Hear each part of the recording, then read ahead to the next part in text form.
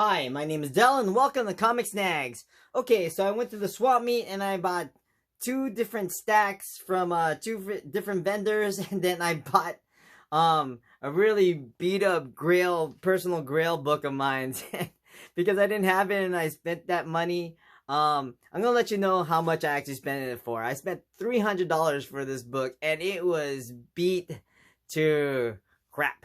Okay, but you know what? I didn't have it in my collection. And since I'm a big fan, I had decided to buy it. So I'm going to show at the end of this video, but let me know if you think it was worth it or not, because part of me thinks it wasn't worth it. Part of me was like, I'll never see it at that price ever, even, and I'm not the kind of a guy who'll go and spend like, a major amount of money for a book, okay? All right, so let me get started on this stack. This stack I found, they're like about $2 each. And they're more modern books, probably like within the last 5 years or something like that. Okay, here, let me go and show those right now. So this is Superman number 13. This has a great Adam Hughes cover. Then we have Justice League number 2. This is covered by Jim Lee, and this also happens to be the first cameo appearance of the Ultraviolet Lantern Corps. Then Neon Future number 1. I bought this because it has Steve Aoki on the cover, and if you don't know who Steve Aoki is, he's a DJ, and his music is primarily used for raves. It's kind of like electronica. It's actually pretty decent, so I picked it up. I also picked up Star Wars TIE Fighter number 1, and this is a minor key. This is the first appearance of the Shadow King and the first appearance of Yrica Quell. I also picked up this cool Star Wars Vader Dark Visions with Darth Vader on some sort of horse. Then I picked up Justice League number 6. This is another Jim Lee cover. And Justice League number 4. Another Jim Lee cover. Great one of Wonder Woman. I also picked up Deadpool Assassin number 1 because the Deadpool movie is going to come out soon. Oh, Deadpool and Wolverine movie is going to come out soon. And then we have Alien number 3. I want to say this is the original screenplay of Alien 3. So I'm actually excited to actually look into it. I do remember Star Wars came out with like the original script of Star Wars, and it was like, I don't know if it was good, you could say, but it was different. Alright. Now let me get on to the next one. This is Justice League number 8. First of all, it's got a great cover. And second, it is a minor key. I believe this is the new origin of Starman and the first mention of Perpetua. Then I picked up Guardians of the Galaxy Annual number 1. And this is a minor key. This is the first appearance of the Patriarch. I picked up Powers of X number 1. Okay, so this is great. First of all, this cover is filled with a whole bunch of new characters, some new future X-Men, and is the first appearance of Cardinal, the first appearance of Rasputin the 4th, the first appearance of Psycho Bell, and the first appearance of Percival. And I picked up Die number 6. This is the Peach Momoko cover. Justice League Dark number 1. This is a minor key. And I believe this is the first appearance of the Upside Down Man. House of X number 2. So this is actually the series that actually got me back in the comic books. I took a really long hiatus.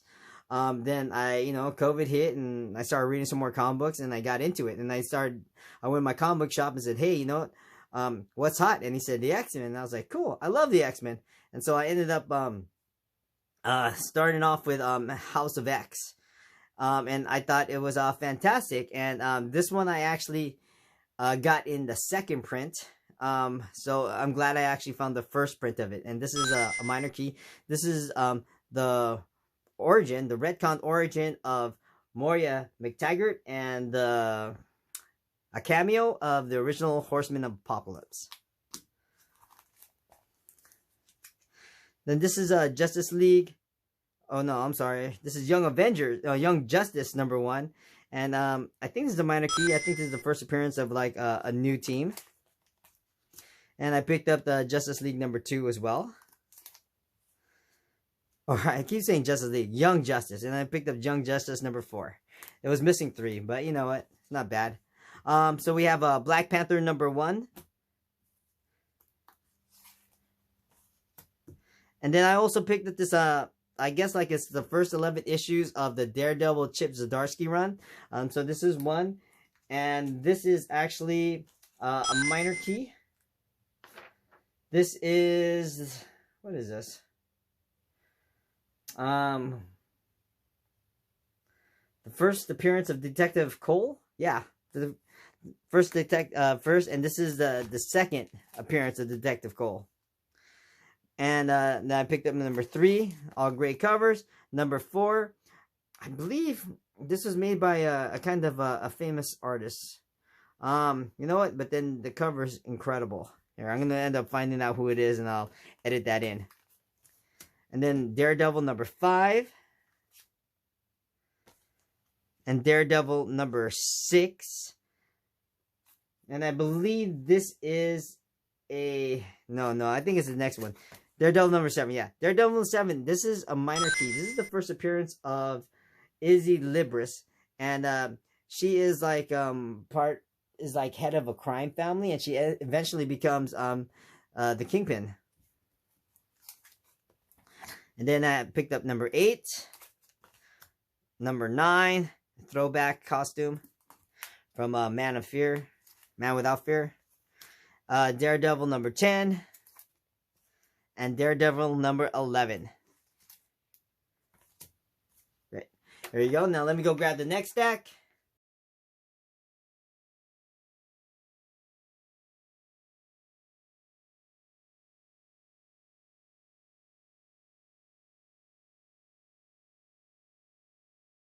This stack, I think this one in particular, I think the next 3 comic books. Yeah, next 3 comic books I actually grabbed from a different vendor. This one I think I paid $10 for. This is a great Supergirl number 8 with Supergirl with Medusa as a Medusa, I guess. Then I also picked up Mission Impossible number 1. This is the second one I actually picked up, and I did look through it. It is not the one that's been recalled, so one of these days I'm going to go find it. And then I picked up Terminator 2 Judgment Day Cybernetic Dawn number 0, which is awesome. Okay, so this stack of comic books here, I picked up for, I want to say 2 for $5 from some other vendor. And this is a Marvel Comics Generation X Underground Special. I actually love the cover. This is by Jim Mahfood. And I found this. This is actually, of course, a Marvel Milestone edition, which is a reprint of Giant Size X-Men number 1. I saw it and I was like, cool. I pick it up. And then there's The Punisher Kills the Marvel Universe. This is a one-shot, I believe. And then A Decade of Dark Horse number 1, featuring Sin City, covered by Frank Miller. Oh. And this artist is Steve Dillon. And he has some great comic book spot in Preacher. So I'm really happy to grab that. Then I picked up Superman Aliens. I believe this is book 3. Yeah, this is book 3. I picked up Scarlet Spider number 1 with Ben Reilly there on the cover. Mutants vs. Ultras, First Encounter number 1. This is great. I like the team mashup of the 2 universes. This is Marvel and Malibu. And if you didn't read any of the Malibu comics, some of them were actually okay. I actually did like this character here. This is Prime. It was more like a Shazam kind of copy of him. And they also had like some other ones too. They had Rune, which was drawn by Barry Windsor Smith, that I did pick up. And they had Mantra, which I did pick up, but then I wasn't really interested in that one. But yeah, I thought this was kind of cool, so I picked it up. So we have Marvel Saga number 1, which is very cool. I love this one because this talks about the history of the Marvel Universe, and I do love number 1s. Now I picked up Legends number 6, and this is a minor key. I believe this is the first appearance of the team Justice League International. And I picked up the Uniman #1. Had no idea what this was about. I just thought it was kind of interesting. This looks like it's a giant hand with a brain. It was kind of some weird octopus looking thing, so I picked it up. Kitty Pryde and Wolverine #1. This is a minor key. This is the first appearance of Ogun, who I believe trained Wolverine in his samurai ways. And then Supervillain Team Up #9. Great cover. Doom, Battle of the Metal Men. And then Incredible Hulk 319. Last video I was looking for, I thought this was I had an ash can that looked like this, but it wasn't. It was the marriage of Rick Jones and Marlo. And I was thinking about this cover here that I had picked up. This is Incredible Hulk 319. And this is a minor key. This is the marriage between Bruce Banner and Betty Ross. I also picked up Daredevil #238. This is a great Arthur Adams cover. New X-Men what is this? 130. You know what? And I believe this is a minor key. This is the first appearance of The World, the death of Darkstar, and the first full appearance of Weapon, was it 12? The Huntsman. Also picked up Uncanny Avengers #11. This is great Jim Steranko sketch cover. And The Amazing Spider-Man Adventures in Reading #1. This is like a free comic book given by Squirt to help people read. I don't know if I actually had this when I was a kid, but I thought it was kind of cool. Oh, Marvel Fanfare #15. This is a great cover, and I think this is Arthur Adams again. I might have to go and check on that, but then yeah, it does look like it. Then Marvel Comics presents Weapon X #73, and I think this is a minor key. Not only is it the origin of Wolverine, but it is also the first appearance of Dr. Abraham Cornelius. And I also found this hiding in there. This is Mobius Comics, issue #1. And of course, this is drawn by, I don't know if it's written, but then this is definitely Mobius's artwork right there on the cover. All right.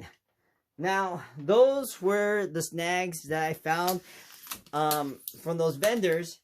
And so later on that day, I was still wandering around. And I ended up finding this book here. So this is actually one of my personal grails. Like I said, I bought it for like $300 and it was beat up. This is not even a 0.5. If you get any lower than a 0.5, this is it. Like a 0.3 or 0.1, whatever the lowest one is, incomplete.